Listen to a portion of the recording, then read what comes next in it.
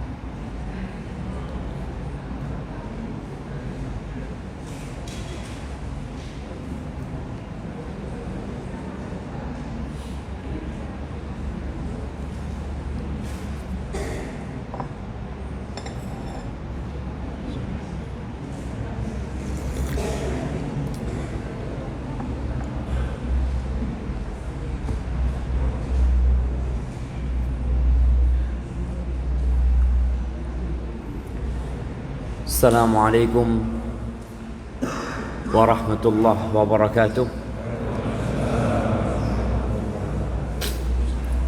Alhamdulillah alladzi ahyana ba'dama amatana wa ilaihin nusyur. Segala puji bagi Allah Jalla Jalaluh yang telah menghidupkan kita, membangunkan kita setelah Dia mematikan kita. dan kepadanya kelak kita akan dibangkitkan.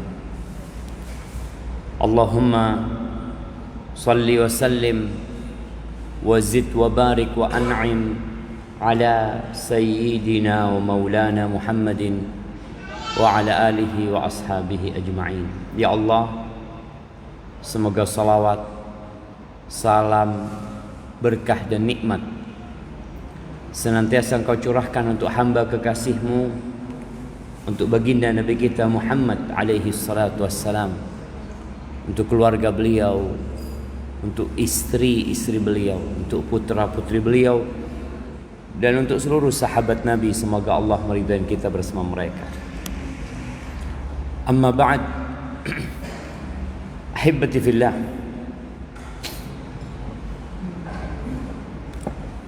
kenapa kita tadi nunggu agak lama untuk mulai? Karena adanya alat-alat yang di depan kita ini. Jadi sejatinya dakwah di masa sekarang itu sudah harus seperti ini. Kita dapat lihat di luar sana ada ribuan manusia yang mungkin tidak bisa hadir di musala ini. Mereka ingin mendapatkan ilmu, mereka ingin belajar, dan COVID-19 itu mengajarkan kepada kita bahwa segala sesuatu telah dimudahkan oleh Allah Azza wa Jalla bagi orang yang benar-benar niat menuntut ilmu. Hampir setahun anak-anak nggak sekolah, di rumah, tapi tetap belajar, tetap menuntut ilmu. Sehingga nggak ada alasan buat seorang muslim untuk tidak belajar ilmu agama, karena beralasan masjidnya jauh, ustadznya nggak ada, kajiannya juga ya masih jarang. Karena sekarang dengan adanya media ini, semua telah dimudahkan oleh Allah Azza wa Jalla.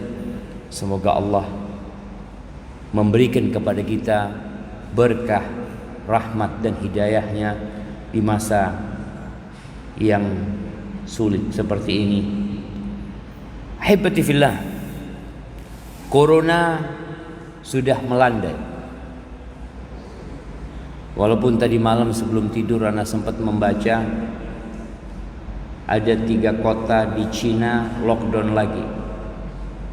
Moskow lockdown kembali karena ternyata COVID-19 belum berakhir.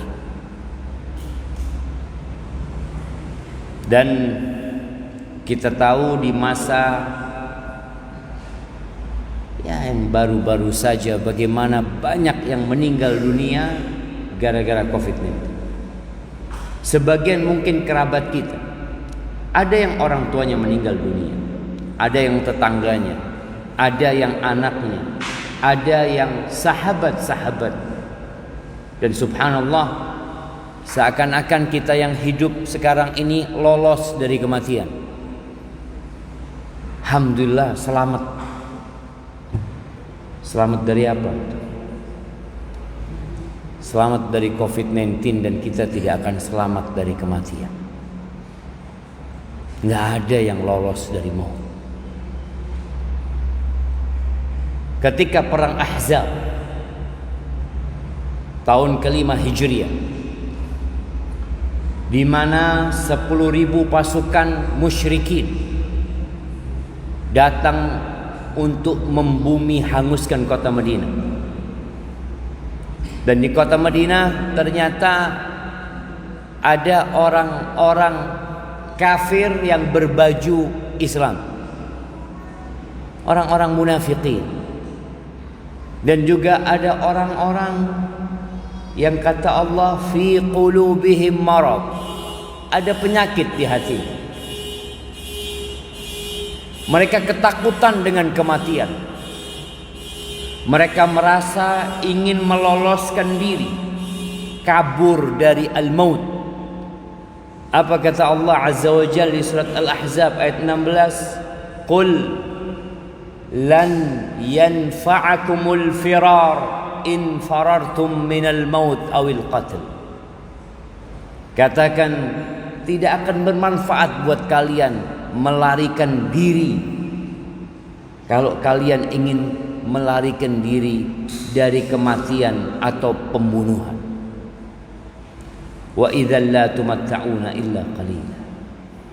Kalau kalian mau kabur dari kematian, maka kalian tidak akan merasakan nikmat kecuali sedikit.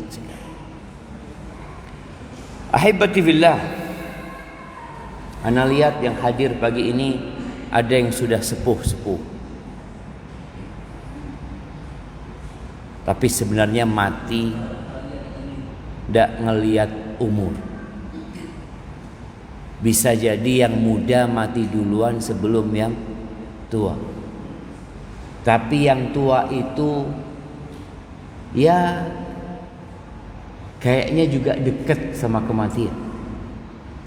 Kata Nabi alaihi salatu wassalam, a'maru ummati baina 60 wa 70. Umur umatku itu antara 60 sampai 70. Wa aqalluhum man yajuzu dzalik. Sedikit yang lewat dari itu. Jadi kalau ada orang lewat 70 tahun itu langka. Kadangkala kawan-kawannya wis mati kabeh. Orang kalau ditanya, "Bapak, teman seumurnya tinggal berapa?" Tinggal 3, tinggal 4. Apalagi di masa sekarang di mana Rasul sallallahu alaihi wasallam di dalam hadis yang riwayatkan Imam At-Tabrani, inna min amaratis sa'ah an yadhhara mautul fujah. Di antara tanda-tanda dekatnya kiamat, munculnya mati mendadak. Artinya banyak orang mati mendadak. Jadi secara natural orang itu mati kalau sakit ya. Makanya kita kadang-kadang dapat berita fulan mati. Loh, opo mati? Opo mati? Wayane. Cuma waktunya dia mati. Tapi dia heran, kemarin masih ngopi sama anak. Tadi masih WA-WAan sama anak. Dan itu banyak. Ada lagi main bola, mati di tengah-tengah lapangan bola.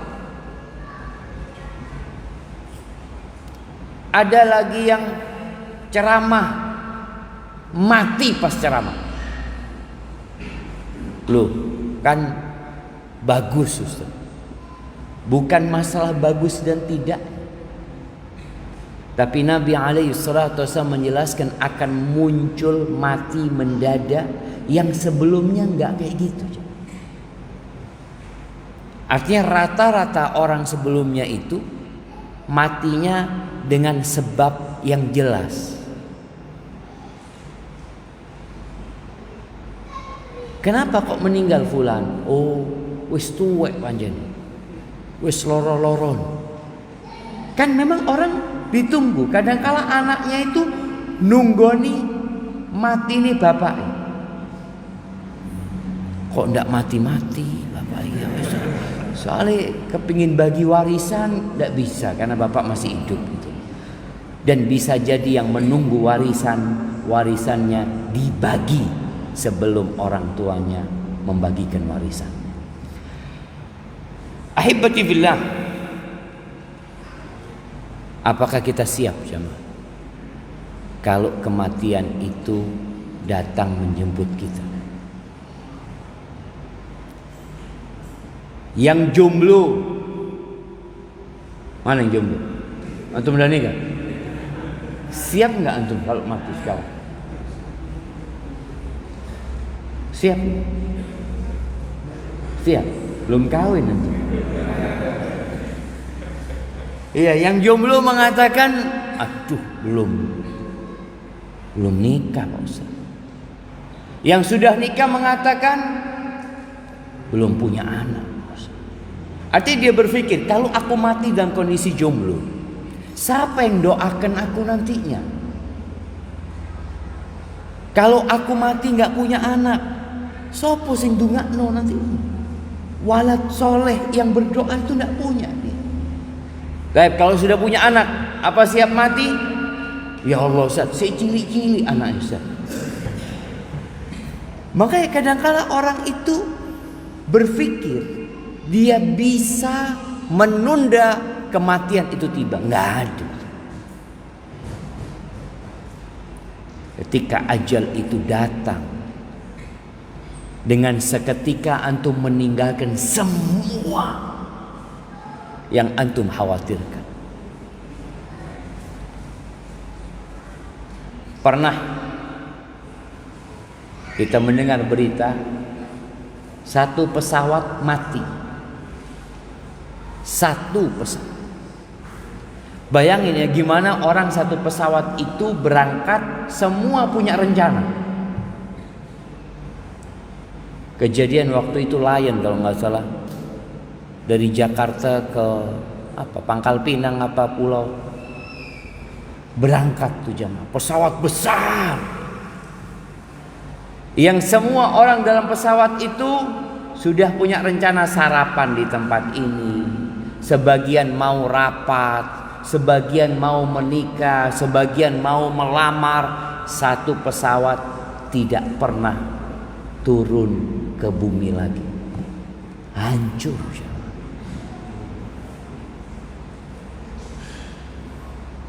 Maka kita harus siap setiap saat. Setiap sebelum tidur kita baca apa? Bismikallahumma amutu wa ahya. Dengan namamu ya Allah aku mati dan aku hidup. Bangun tidur kita baca, oh seurip, alhamdulillah alladzi ahyana ba'dama amatana wa ilaihin nusyur. Tapi ingat bakal mati kita. Selalu kita diingatkan agar kita memang siap jawab. Kullu nafsin dha'iqatul maut.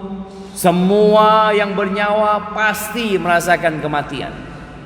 Dan pengumuman kematian yang mungkin kita sering dengar, Inna lillah wa inna ilaihi raji'un. Telah meninggal dunia Fulan bin Fulan. Suatu saat yang akan diumumkan itu nama kita. Oleh karena itu muslim harus siap setiap saat didatangi malaikat pencabut nyawa. Kalau kita lihat ulama-ulama terdahulu dari kalangan salafus saleh, mereka itu selalu mempersiapkan diri. Cerita Abdurrahman bin Mahdi, dia mengatakan, "Lau qila li Hammad bin Salamah." Hammad bin Salamah salah satu ulama hadis. Kalau dikatakan kepada Hammad bin Salamah, "Innaka tamutu ghadan." Kamu besok mati.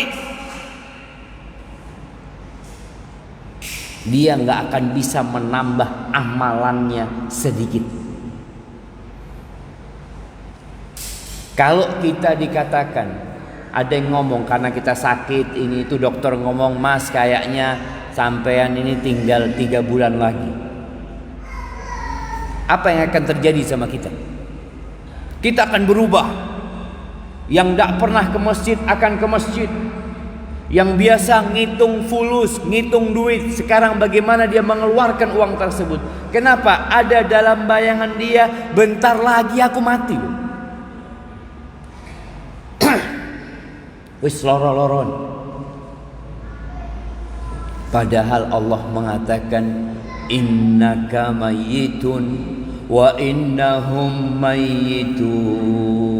Kata Allah kepada Nabi alaihi salatu wasallam, sesungguhnya engkau mayit dan orang-orang adalah mayit. Kita ini udah divonis mati, nggak akan bisa lolos dari kematian. Seorang pelaku kriminal yang dihukum mati, kita akan melihat dia itu berubah. Banyak sholat, banyak zikir, banyak istighfar. Kenapa? Karena dia sedang menunggu eksekusi mati. Pernah tahu sama bandar narkoba yang divonis mati? Siapa? Freddy? Iya, Freddy Budiman. Bagaimana dia ketika mau divonis mati? Pakai gamis, sudah. Jidatnya hitam. Sudah berubah dia, karena aku mati hari ini. Itu yang kadang kala hilang dari kita. Seakan-akan kita ini tidak akan mati. Aynama takunu yudrikkumul maut walau kuntum fi burujin musyayyadah. Kata Allah, dimanapun kalian berada, pasti mati itu menghampiri kalian. Walaupun kalian berada di buruj.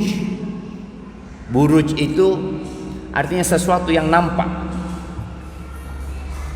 seperti benteng, itu disebut buruj. Dan bintang itu juga disebut buruj. Wassama'i dzatil buruj. Walaupun kalian berada di bintang-bintang. Orang sekarang berpikir kepingin bikin pemukiman di mana? Di Mars. Pikiri kalau ke Mars tidak mati. Walau kuntum fi burujin musyayyadah. Silakan mau kemana. Kita perlu siap-siap. Dan kematian ini sebuah keniscayaan yang kita sudah melihatnya. Cuma kita belum merasakannya secara langsung. COVID-19, Masya Allah. Pas bulan Juni, Juli ada di kampung teman, dia cerita, Ustaz, ini tidak biasa Ustaz. Seminggu 20 orang yang mati di kampung kita. Yang biasanya kita dengar berita kematian itu mungkin enggak, ya sebulan 2 kali, 3 kali, tapi sehari 3 kali pembunuh. Hashim, muridnya Mansur bin Zadan, dia berkata tentang gurunya, gimana ahli ibadah gurunya. Lau qila lahu, kalau dikatakan kepada dia, malaikat maut ini di pintu loh, mau mencabut nyawamu, mungkin kita akan gelabakan. Tapi Mansur bin Zadan, kalau dikatakan kepada dia hal itu, maka na indahu ziyada fil amal, dia nggak akan bisa nambah amalannya. Bukan berarti orang-orang ini orang yang nggak bekerja, jemaah. Orang yang cuma duduk, wiritan, baca Quran lah. Tapi ada manusia-manusia yang menjadikan hidupnya, matinya, kerjanya, dia berangkat ke pasar, dia berangkat ke kantor, tapi inna salati wa nusuki wa mahyaya wa mamati lillahi rabbil alamin. Ketika dia bekerja, dia niatkan fi sabilillah. Loh, emangnya bisa orang kerja fi sabilillah, golek duit fi sabilillah, berangkat ke kantor dihitung fi sabilillah, jualan di pasar fi sabilillah? Bisa. Bukankah Rasul sallallahu alaihi wasallam ketika bersama para sahabatnya melewati seorang pemuda yang gagah perkasa, bekerja mengais rezeki. Kalau melihat semangatnya, tekunnya, uletnya, para sahabat sampai komentar. Apa komentar mereka? Laisa hadza fi sabilillah. Andai kata yang seperti ini dibuat perang fi sabilillah. Oh, ada yang salah dari pandangan para sahabat.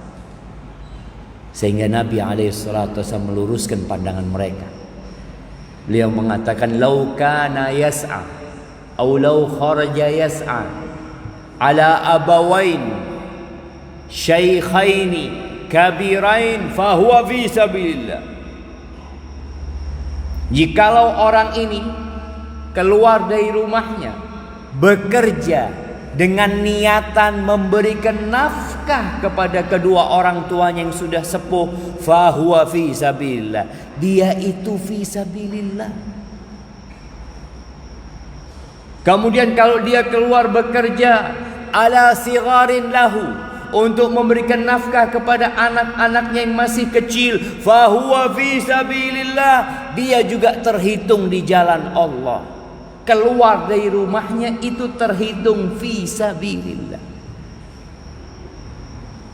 Yang ketiga, kalau dia bekerja, berusaha, yu'iffa nafsahu, dalam rangka untuk menjaga kehormatan dirinya, agar dia tidak jadi benalu di masyarakat, agar dia tidak mencuri, agar dia tidak meminta-minta. Mungkin niatan dia bekerja, ingin menikah, menjaga kehormatan dirinya, fahuwa fi sabilillah, maka orang ini di jalan Allah gitu.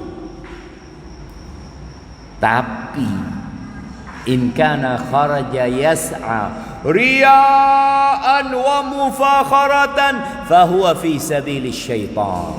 Tapi kalau dia bekerja, berusaha dalam rangka pamer, berbangga-banggaan, tujuannya itu kepingin ini, kepingin itu, gaya hidup dan bukan kebutuhan hidup, fahuwa fi sabilis syaitan, maka orang ini di jalannya syaitan. Kita yang kerja ini niatannya apa? Ada yang niatannya numpuk harta, jadi cuma ditumpuk dong. Orang tua alhamdulillah sudah kaya raya, kebutuhan rumah tangga udah tercukupi, anak-anak masya Allah, tabungan buat mereka juga masya Allah banyak sudah. Terus buat apa? Terus bekerja untuk sedekah, untuk membantu orang lain, ya jelas itu fisabilillah. Tapi ada sebagian orang yang kata Allah, wailul likulli humazatil lumaza. Wail, ada yang menyebut itu nama lembah yang berada di neraka jahanam, atau wail bermakna celaka orang tersebut. Siapa yang suka mencela, yang suka mengumpat, yang suka memaki, kerjanya orang ini apa? Alladzi jama'a malau wa addada, kerjanya ngumpulkan harta, nimbun harta benda. Uang ngitung, seneng li kau ngitung duit itu. Yahsabu anna malahu akhlada, dia mengira bahwasanya hartanya akan menambah umur dia, akan menjadikan dia kekal di dunia ini. Daono aja. Lihat orang terkaya di dunia, lihat orang terkaya di Indonesia mati. Oh iya Ustaz, orang kaya karena dia nggak berkuasa. Kalau mungkin dia berkuasa tidak mati. Bung Karno mati, Pak Harto kurang sugih apa? Kekuasaannya jangan ditanya. Apa kata Babe? Berapa tahun berkuasa Pak Harto? 32 tahun. Terus nanti mati, selesai. Maka Nabi SAW berpesan, Ish ma syi'ta. Oh bukan Nabi, afwan, salah. Malaikat Jibril berkata kepada Nabi SAW, Ish ma syi'ta, ya Muhammad, ish ma syi'ta. Muhammad, silahkan kau hidup, terserah engkau. Sallallahu alaihi wasallam, terserah engkau. Fa innaka mayyitun, engkau pasti mati, pasti mati.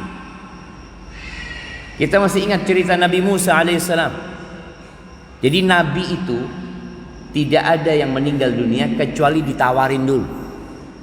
Jadi malaikat itu menawarkan, engkau mau mati sekarang atau enggak? Pernah malaikat pencabut nyawa itu datang ke rumahnya Nabi Musa. Datang menawarkan kematian kepada Nabi Musa. Digampar sama Nabi Musa. Karena sepertinya datang dalam wujud manusia. Kok datang orang nawar-nawar mati ini kan? Ya apa? Akhirnya malaikat maut itu kembali kepada Allah mengatakan, innaka arsaltani ila abdin la yuridul maut. Engkau ngirim aku kepada orang yang gak mau mati dia. Turun lagi. Katakan kepada dia, katakan kepada Nabi Musa alaihissalam, suruh meletakkan tangannya di kulitnya sapi jantan. Dia akan mendapatkan umur sebanyak bulu yang tertutupi dengan tangan. Datang lagi ngomong kepada Nabi Musa. Terus Nabi Musa tanya, setelah itu apa? Kata maut, mati setelah itu. Ya kalau kau doa mati sekarang aja, kata Nabi Musa. Beliau kemudian dicabut nyawanya. Masih pasti mati. Wa ahbib man syi'ta fa innaka mufariquh. Silahkan engkau mencintai siapa saja, tapi engkau pasti berpisah dengan dia. Pasti. Yang cinta sama istrinya pasti berpisah. Yang cinta sama orang tuanya pasti berpisah. Yang cinta sama anak-anaknya pasti berpisah. Tapi ada cinta yang akan terus mendampingin kita. Cinta harta. Kalau kita cinta harta,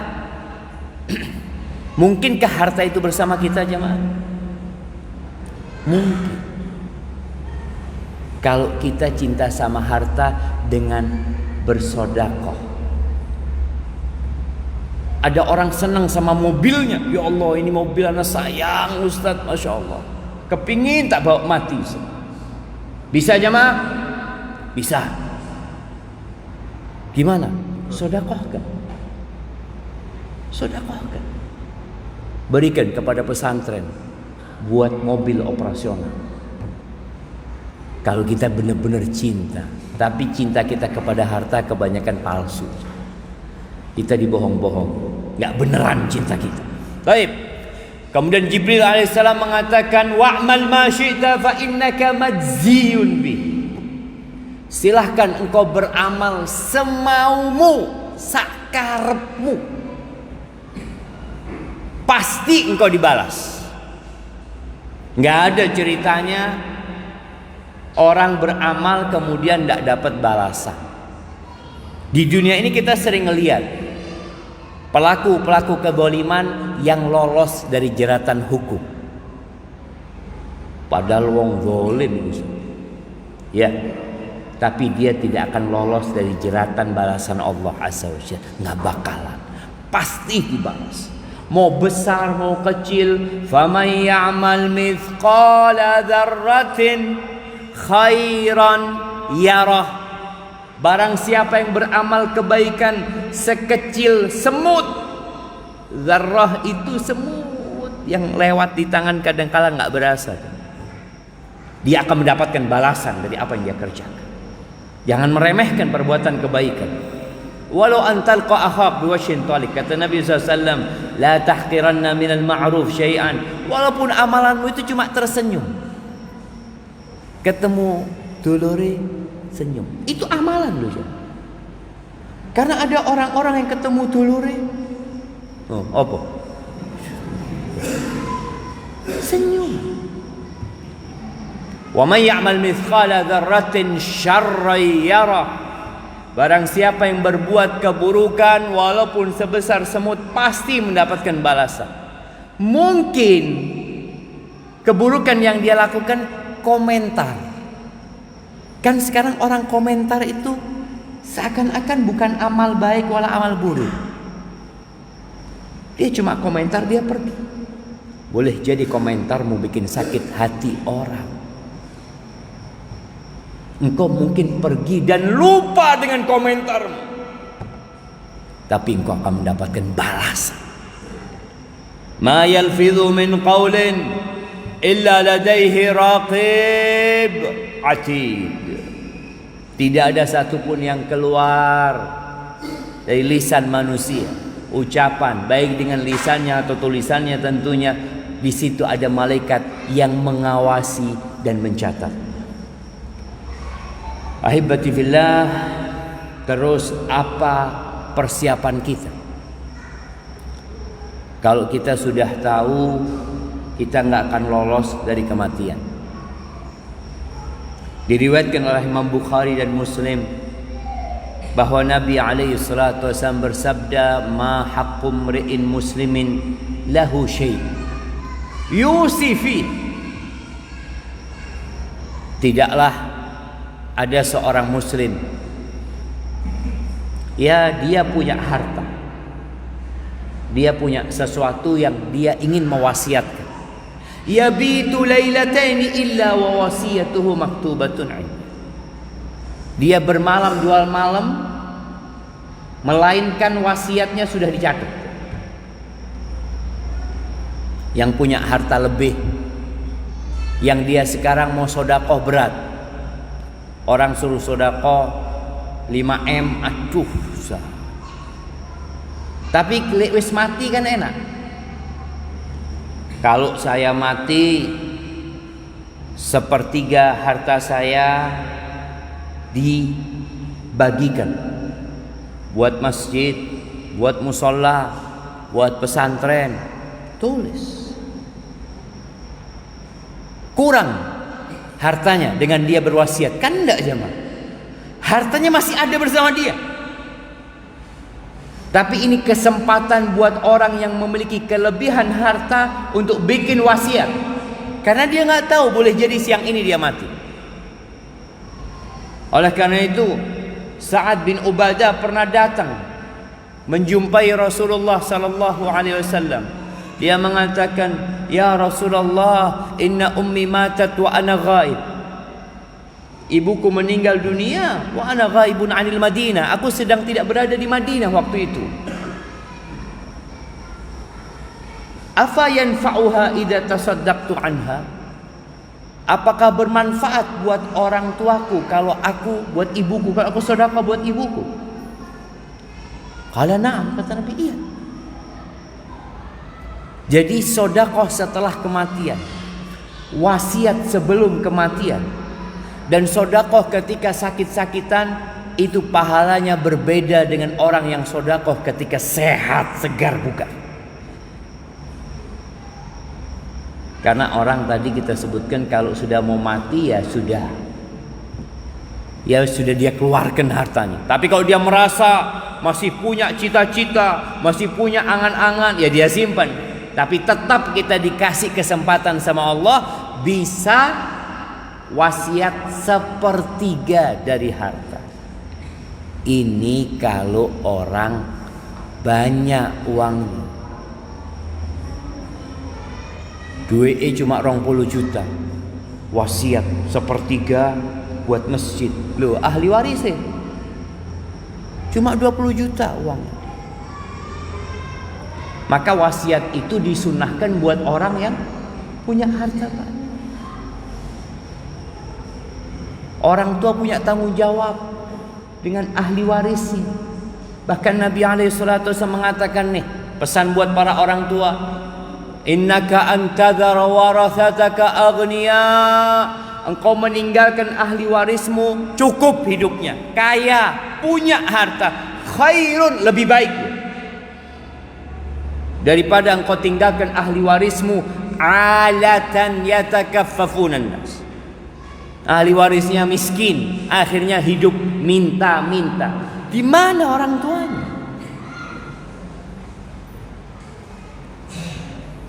Ahibati fillah. Maka karena kita mau berangkat, kematian akan menjemput kita, antum tasnya harus selalu siap.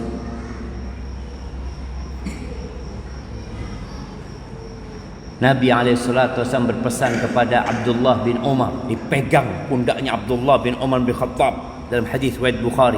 Apa kata Nabi berpesan kepada dia? Kun fid dunya ka'annaka gharib au abiru sabil. Hiduplah engkau di dunia seperti orang asing, seperti seorang perantau, au abiru sabil, atau seperti orang yang sedang lewat, orang yang sedang transit. Orang kadang-kala jadi orang asing, WNA datang ke Indonesia, lama-lama kepingin tinggal di Indonesia. Ada keinginan, tapi jarang. Kenapa? Karena nggak bisa tinggal. Teman-teman kita yang merantau ke Malaysia, bagaimana kondisi mereka? Punya rumah di sana? Enggak punya rumah, Bos. Anda berjumpa dengan banyak TKI di Malaysia, di Madinah. Ketika Anda tanya, Bapak udah berapa tahun di sini? 28 tahun. Masya Allah, lama, Pak. Mau tinggal di sini? Enggak, Pak Ustaz. Enggak. Masih butuh, Pak Ustaz. Dia tinggal. Baik. Terus hasilnya antum kerja 28 tahun di mana? Tak kirim ke Indonesia. Alhamdulillah saya punya tanah. Wis bangun rumah, Pak Ustaz. Anak-anak udah selesai kuliah. Anak punya toko, anak punya usaha. Dia sebutkan, loh, Bapak di Madinah ini jadi apa? Jadi supir. Enggak apa-apa, tidak apa-apa, Ustaz. Karena saya di sini cuma sebentar. Bentar lagi saya pulang. Begitu pula seharusnya dengan dunia ini. Antum kalau punya pikiran, kata Nabi SAW, gharib, itu orang asing yang sedang berada di sebuah tempat, dia nggak akan lama di situ. Selalu yang ada di benak dia, saya mau pulang loh. Dan dia selalu siap, apalagi kalau abiru sabil, orang yang transit. Antum lihat orang yang transit, orang berangkat ke Mekah via Malaysia. Dia berangkat naik Malaysia Airlines, turun di Kuala Lumpur. Apa yang terjadi dengan orang ini di Kuala Lumpur, di bandara Kuala Lumpur? Tasnya itu dibawa terus ya. Sampai ke kamar mandi, ke toilet, kadang-kadang dimasuk no bisa. Kenapa? Siap-siap, saya mau berangkat. Nanti dia berangkat ke restoran, makan dulu, lihat jam. Dari tadi kok ngeliat jam, Pak? Iya, saya mau berangkat. Dia selalu siap. Lalai dikit, ketinggalan pesawat. Bisakah kita seperti itu? Yang seperti tadi ulama salaf selalu siap. Mau datang kematian, ana berangkat sudah. Kenapa? Barangnya sudah siap semua, sudah di packing, tinggal berangkat. Abdullah bin Umar memberikan nasihat setelah dia mendapatkan wasiat dari Nabi SAW. Lalu dia mengatakan, idza amsayta fala tantadhiris sabah. Kalau engkau hidup di pagi hari, punya niatan beramal di pagi hari. Idza amsayt, kalau engkau di sore hari punya niatan beramal, jangan nunggu besok pagi. Mau sedekah nih, sesuk aja. Kenapa? Karena besok itu belum tentu milik antum. Wa idza asbahta fala tantadhiril masa. Kalau engkau hidup di pagi hari, jangan nunggu sore.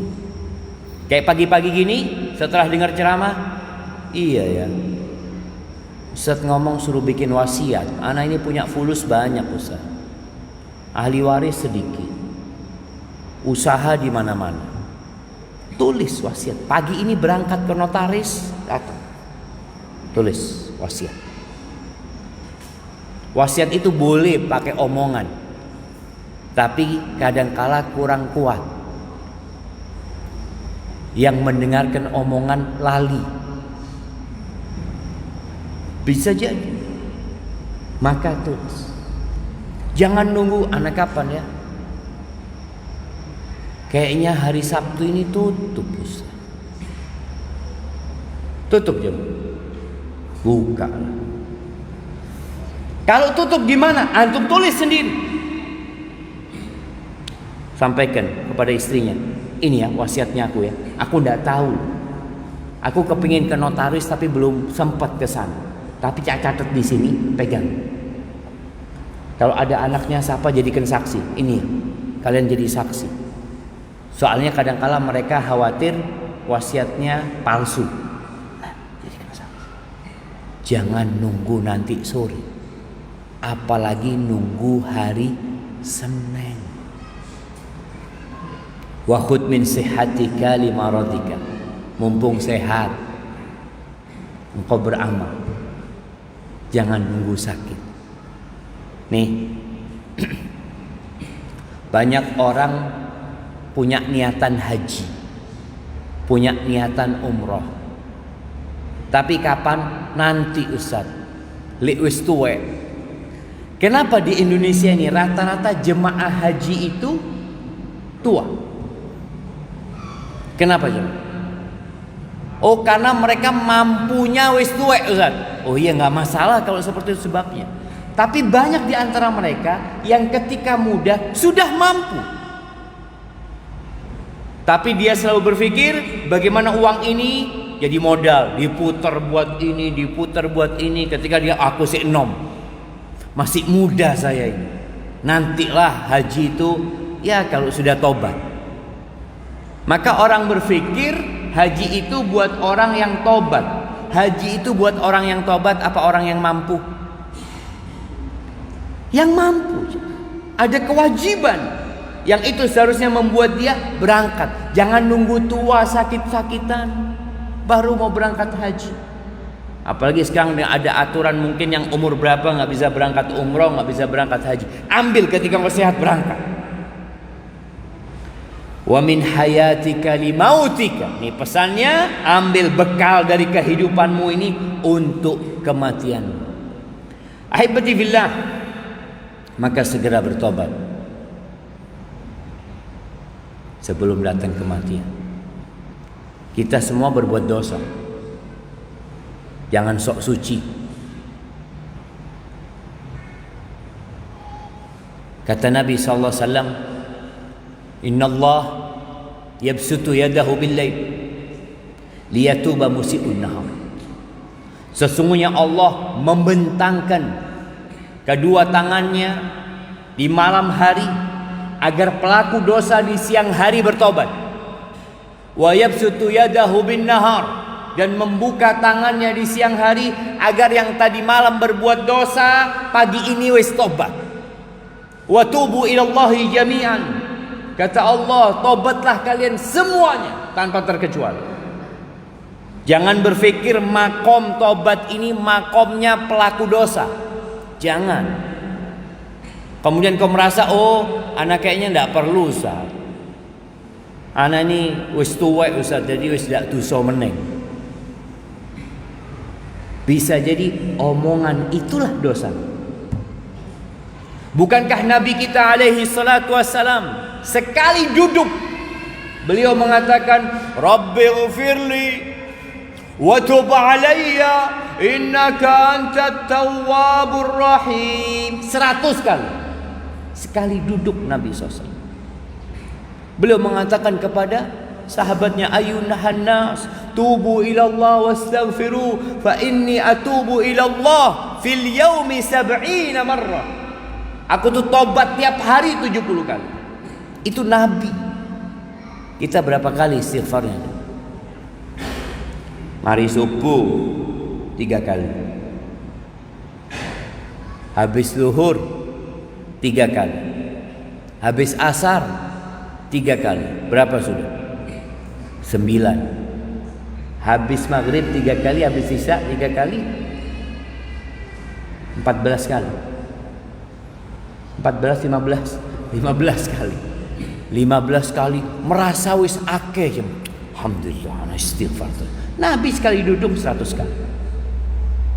Coba jemaah. Untuk mempersiapkan kematian ini, paling tidak antum punya amalan tiap hari istighfar 100 kali. Terserah waktunya. Antum kapan bisanya? Ana bisanya habis subuh, Ustaz. Tafadhol. Ana bisanya kayaknya habis asar. Tafadhol. Ana bisanya malam kayak. Bismillah. Antum kalau lihat penghuni surga itu, apa kata Allah? Kanu qalilan minal laili ma yahja'un. Penghuni surga itu tidur malamnya sedikit dia, Pak. Salat malam. Wabil asharihum yastaghfirun. Dan di waktu sahur mereka istighfar, mohon ampun sama Allah Azza wa Jalla. Maka perbanyak istighfar kita, kemudian perbanyak sedekah, kemudian berangkat ziarah kubur. Kadangkala kita ini ndak ziarah kubur kecuali lek nganterno wong mati. Oh, ziarah kubur bid'ah. Terusno titik-titik bid'ah. Siapa yang bilang ziarah kubur bid'ah? Sunnahnya Nabi SAW. Beliau kata Aisyah cerita, hampir setiap Nabi bermalam di rumahnya Aisyah. Pas tengah malam beliau berangkat ke Baqi ziarah kubur. Dan beliau alaihi salatu wasallam mengatakan, ala kuntu nahaitukum an ziyaratil kubur. Ingat dulu aku melarang kalian ziarah kubur. Sekarang fazuruha, ziarahi kuburan itu. Kenapa? Fa innaha tudzakirul akhirah. Ziarah kubur itu mengingatkan akhirat. Ojo ziarah kubur untuk ingat dunia. Ziarah kubur, iya kuburnya siapa aja. Tidak harus kuburnya orang tua kita, kuburannya ustadz kita, enggak. Bahkan kuburan orang kafir pun untuk ingat mati, bukan mendoakan. Melihat kuburan ini, kadang-kadang kita melihat ada kuburan orang-orang kafir yang gede-gede ya, Mang. Kita lihat mati pisan ternyata. Melihat orang paling kaya di Gresik, mana orang paling kaya Gresik? Parah nih kuburan. Melihat, loh, podo ae. Mati ternyata. Itu untuk ingat akhirat. Jadi tujuan ziarah kubur, kalau kuburan umat Islam, yang pertama, manfaat buat yang mati dengan mendoakan yang meninggal dunia. Manfaat buat yang hidup bukan dengan meminta kepada yang mati, tapi dengan mengingat mati. Itu manfaat dari ziarah kubur. Maka hendaklah kita berusaha untuk ziarah kubur yang itu akan mengingatkan kematian. Kata Ka'ab al-Ahbar, man dzakara al-maut, barang siapa ingat mati, hanat alaihi al-masaib. Orang kalau ingat mati itu semua musibah jadi ringan. Kenapa? Maring ini mati aku, ditinggal kabeh. Jadi orang kalau ingat kematian, musibah-musibah itu jadi ringan buat dia dan menyebabkan dia lebih semangat lagi untuk beramal. Dan yang terakhir, hendaklah kita berbaik sangka sama Allah Azza wa Jal, husnudzon sama Allah Subhanahu wa taala. La yamutunna ahadukum, kata Nabi SAW dalam hadis riwayat Muslim, jangan ada yang mati di antara kalian illa wahwa yuhsinu dhanna billahi azza wajalla, kecuali dia berbaik sangka sama Allah. Gimana berbaik sangka sama Allah? Allah itu maha pengasih, Allah itu maha penyayang. Iya ya Allah, ana banyak dosanya ya Allah, tapi Engkau maha pengampun ya Allah. Jadi kita terus berbaik sangka sama Allah. Semoga dengan cara itu kita mati husnul khatimah. Habibati fillah, itu mungkin yang dapat ana sampaikan. Kurang lebihnya mohon maaf. Yang benar dari Allah Azza wa Jal, yang salah dari diri ana pribadi, Allah dan Rasulnya terbebaskan dari kesalahan itu. Ana lihat sebagian sudah mulai merem-merem, kayaknya harus pulang jemaah. Tapi insyaallah mudah-mudahan kita bisa berjumpa kembali. Semoga musola ini menjadi musola yang berkah, menjadi musola yang memberikan manfaat kepada masyarakat, dan semoga kita menjadi orang-orang yang hatinya bergantung di masjid. Subhanakallahumma wa bihamdika asyhadu an la ilaha illa anta astaghfiruka wa atubu ilaik. Wassalamualaikum warahmatullahi wabarakatuh.